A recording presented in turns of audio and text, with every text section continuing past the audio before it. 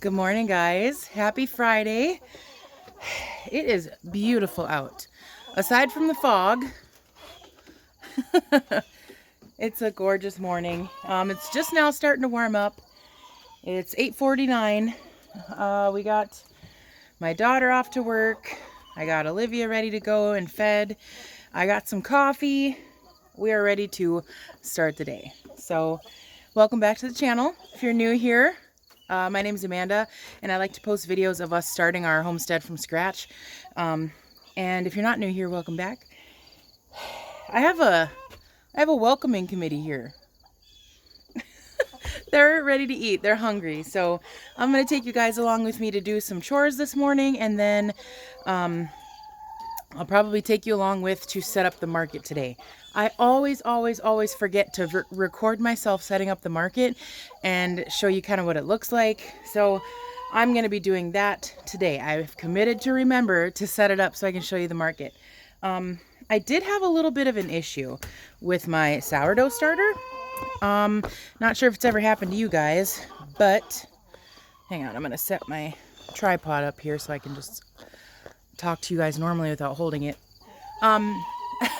I fed my starter at 10:30 Wednesday night, which I normally do. It's what I always do. The starter was at room temperature. It was never in the fridge. I had fed it and it rose, or I fed it rose and then it fell back down a few days prior. So it went a couple days without feeding, but I've done that before too. Not a big deal. It just gets a little hooch and hungry on it. It never makes it slow. So I fed it, and I usually take about 8 to 10 hours for it to grow.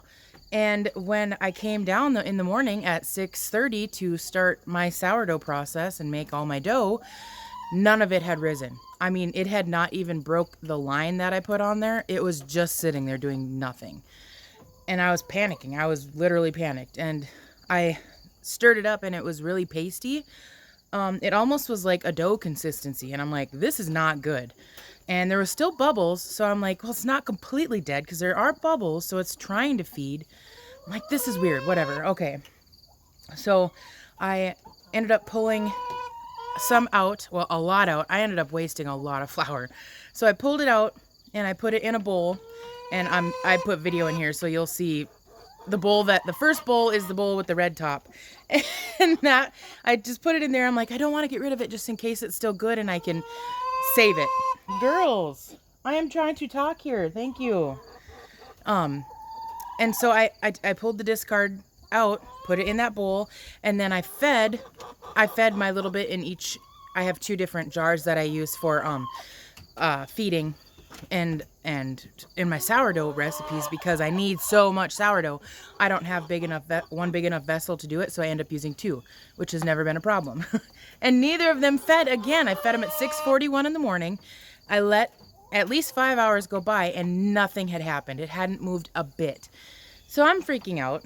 I have sourdough dough that I need to get making immediately because I bake today. Today's Friday. My dough needs to be done on Thursday. I need to cold proof overnight so that Friday morning I can bake and have it at my sale by 4 o'clock Friday afternoon. So I'm freaking out, texting my family group. Oh my gosh, starter, this, that, and the other. The video before this is my sister starting her sourdough starter. She told me she had just fed hers the night before, and when she left for work in the morning, it was peaked and rye and had risen. And I'm like, okay, so it's probably falling now because it was probably just a little bit before noon. And I'm like, well, we can still make focaccia with this, I think. So I ended up going to town, getting her starter from her house, bringing it back to my house. And thank you, Lord. Oh, I got a spider web on me. I was able to use her sourdough starter to make at least 8 focaccia breads for my farm stand. I'm not going to have any round loaves tonight, which is very disappointing because last week, I'll see if I can find a picture of the loaves that I got. I'll put in a picture here. My gosh, I made my best sourdough loaves ever. I was so proud of myself. I'm really nailing it. I'm temping my dough. I'm letting it ferment at the right amount of time. I'm just doing all the fancy sourdough things.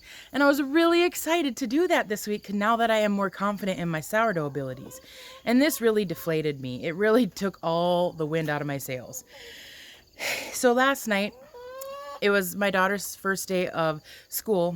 I'm a mixed school household, in case you don't know. I homeschool too. One goes to actual public school, which is also where my husband works. So it works out because he's her bus driver and and he gets to bring her to school. Plus, we know the school. It's a great school, very small school. So I feel safe sending her there. But regardless, it was her first day, their first day of school, my husband and my daughter. And they went, and so I'm like, okay, we're going to go out for supper tonight. We're going to go out, and I'll take you to Chinese. And so we ended up, she got done with volleyball practice. We met in town, ate our supper, came home by like 8-ish, and I had an explosion on my counter. And my starters just decided to start feeding 24 hours later. I don't know. It has to have been the weather. It's the only thing I can think of. One of my friends, my older couple friends, up north, they had the same problem with their sourdough because she does a lot of sourdough baking too, but it was just a disaster. I was panicked all day yesterday. And that kind of made me sit back and think, you know, the reason I'm doing this is for enjoyment. I'm not doing this as a stressor, and I'm letting the farm stand become a stress point for me. And I hate that. Why do I do that to myself? I end up holding myself to this ridiculous standard that I know that nobody can meet. It's not realistic. I do that to myself. And so this has kind of been a good learning experience for me to just step back, take a deep breath. People will understand. And I know that you want to have a good product for your market. That is part of growing a business. You want to make sure you meet the customer demand, you surpass customer service. And I felt like I was failing that yesterday. And I kind of still do a little bit today because we're not going to have round loaves, but I'm hoping that my community will understand. Sourdough is a living organism. It's literally unpredictable. You can't make it do something, you know, if conditions are weird. I can't control the weather, unfortunately, but that was a good learning point for me. And I hope you guys will give yourself a little bit of grace too, if you're like me and you hold yourself to this ridiculous standard on a lot of things. So that's something that I'm learning to not do. But my starter's not dead, so that's a bonus. I still have 8 focaccia breads that I have to get out, room temping, and then baking. So we're going to get going on morning chores. We're going to take care of these ladies. They're all spread out. I got 2 waiting here for me, though. This one's literally laying. Where is she? Right here. Are you hungry, girls? Let's go get these guys some food. The chicken army has assembled. Hi, girls. Do you know I'm going to feed you? Can I get my camera set up? I know this is weird. I never have a camera to feed you. We're going to set it up, girls.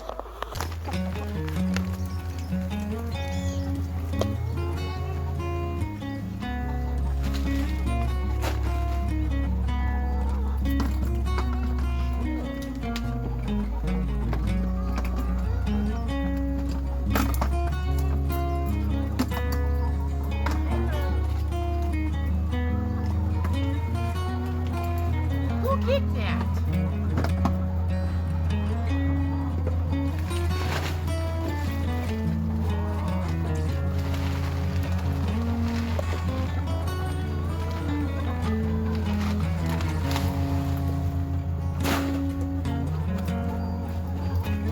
Don't.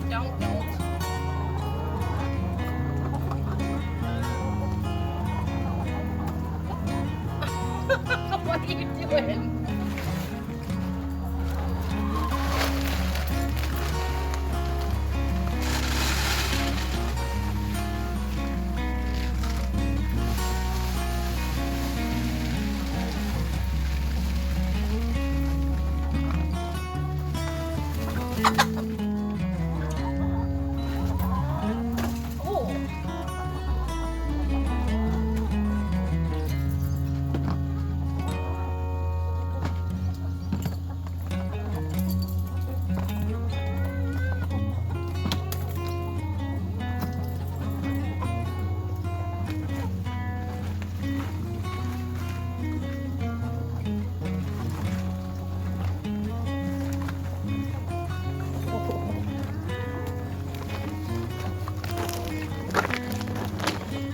Hi, sister.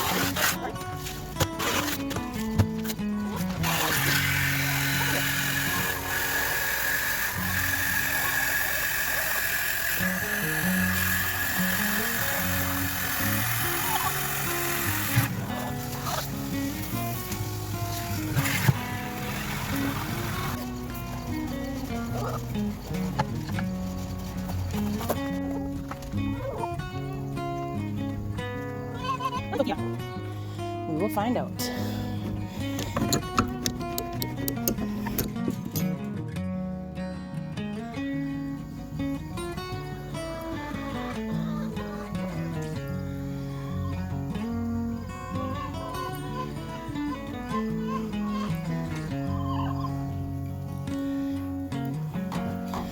Okay. I fear they're eating them, because I don't see any anywhere else. Y'all eating my eggs still? We have a new addition, and I didn't get to tell you guys about it. Here it is. This will be my whatever I want coop.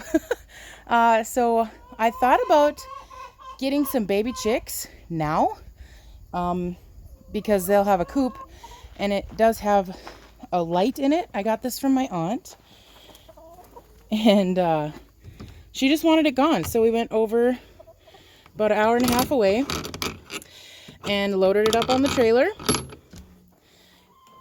and we got a coop. So my brother's, don't mind my brother's weight set. She also had a weight set that my brother was getting. And it's got a light hooked up for electrical up there, a window, the coop door is back there, nesting box. She sent with a heated water and a regular feeder, and a little scoop. So this coop is just 4x8, and it can be used for sick chickens, broody mamas, if I'm gonna have a rooster. Oh, this has a Amanda. If I get a rooster and I decide to start hatching out babies, I could keep mama and the babies in here to keep them safe and still be able to portion off a section of the run when they get older, so that we can acclimate them with the big girls. So that's kind of my hope. I wonder if they had this hooked. Yeah, they must have had it hooked here to help keep it shut. Yeah, come on, Amanda. There we go. Yep. So spring, just keep it shut. That's pretty handy. So hopefully this I can't talk. This fall, hopefully I can get this painted and the coop painted. There she is. Let's see if I can get a better picture here. There. There it is. This is the new coop. I'm going to paint it and my regular coop the same color. If you have color ideas, drop them in the comments. Just so you know, my house is brown, so I'm trying to think of like a corresponding color. I was considering red because I really have a thing for red barns, and visiting my aunt made me really realize why I have that thing for red barns, and it's because her barn's red. She has a big, beautiful old style barn, the big round style, and we spent a lot of summers there, and she taught me how to ride horse, and I helped her muck out stalls, and just, it was some of the best times of my childhood, and I remember them. And when I went back to the farm, it was so emotional And my sister and I are like, what is wrong with us? And we're like tearing up and getting, nostalgic being there. So it made me realize why I love a lot of the things I do today. Being at that farm is what made me want to have a farm as an adult. Her love and pouring into us and that lifestyle really made us have the yearning that we do for this. So I can't thank my aunt enough. She's a wonderful woman. She loves God and she loves us, and we appreciate her. Hi, baby. You want to say hi? Yeah. And we can pass that down to future generations. So that was pretty cool. And to have that piece of the farm, let's not get emotional, have that piece of the farm, of her farm on my farm now is more than I could ever ask. So I'm really appreciative of that. It's really cool to have that piece. But we're going to keep going. I got to get my focaccia out of the fridge. It needs to get to room temp. So let me know what color you think I should paint these this fall, because I want to get them painted and ready for winter. Blue and yellow. Blue and yellow? Yeah. That would be some colorful coupes.